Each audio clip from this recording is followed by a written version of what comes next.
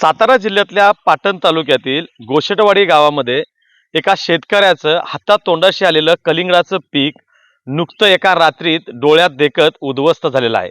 मी ज्या क्षेत्रामध्ये उभा आहे त्याच शेतामध्ये कलिंगडाची बाग होती आणि कलिंगडाच्या या बागेत या शेती केली होती शेतकऱ्यांनी। निळकंठ भिंगारदेवे असं या शेतकऱ्याचं नाव आहे आणि या शेतकऱ्यानं साधारण 2 एकर शेतीमध्ये ही शेती केलेली होती आणि आपण पाहताय कशा पद्धतीनं त्याचं या ठिकाणी नुकसान झालेलं आहे। खरं तर या ठिकाणी जंगली शब्दांचा मोठा त्रास आहे। गवारेडे आहेत हे या शेतीचं नुकसान केले आहे त्यांनी। रात्रीच्या सुमारास या शेतीमध्ये घुसून प्रत्येक मुंद्यासहित या ठिकाणी उखरलेला आहे आणि त्या प्रत्येक झाडाच्या मुळापर्यंत या गवरेड्यांनी या शेतीचं मोठ्या प्रमाणात नुकसान केलेलं आहे। साधारण त्यांनी यामध्ये 1.5 लाख पर्यंत आतापर्यंत खर्च केलेला होता।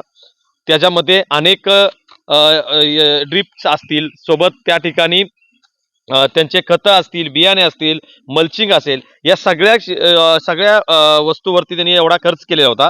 त्यांना अपेक्षित उत्पन्न जे होतं ते साधारण 6 लाखापर्यंत होतं।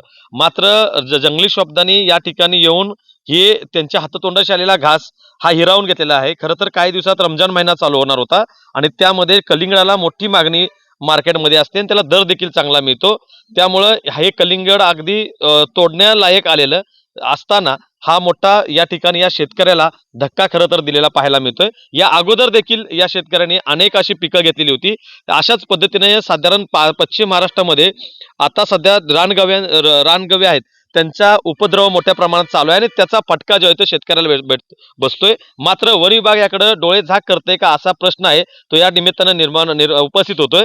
वन विभागाकडून तुटपुंजी मदत या शेतकऱ्याला नक्की काय करणार? या शेतकरी जो आहे हा शेतकरी खरं तर कर्जाच्या ओझ्याखाली आता डुबताना पाहायला मिळतोय आणि त्यामुळं राज्यातल्या शेतकऱ्यांची आत्महत्या नक्की कशी होते, का होते, हा प्रश्न तितकाच गंभीर बनत चाललेला आहे। यामुळे आता राज्यकर्त्यांनी याकडे लक्ष देण्याची गरज आहे, कारण शेतकऱ्याला आता तुम्हाला पुनर्जीवित करायचं असेल तर या वन विभागाच्या जाचक अटी असतील किंवा वन विभागाचे निकष असतील ते खरं तर बदलावे लागणार आहेत।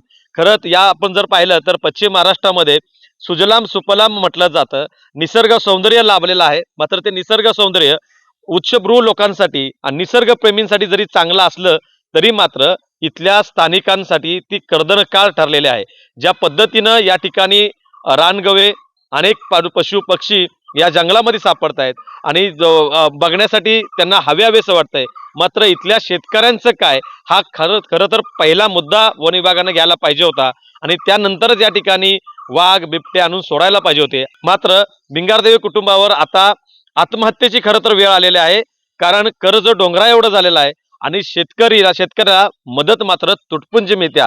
त्यामुळं या कुटुंबाला आता मदतीची गरज या निमित्तानं उपस्थित होत्या। शशिकांत सूर्यवंशी, LS मराठी, सातारा।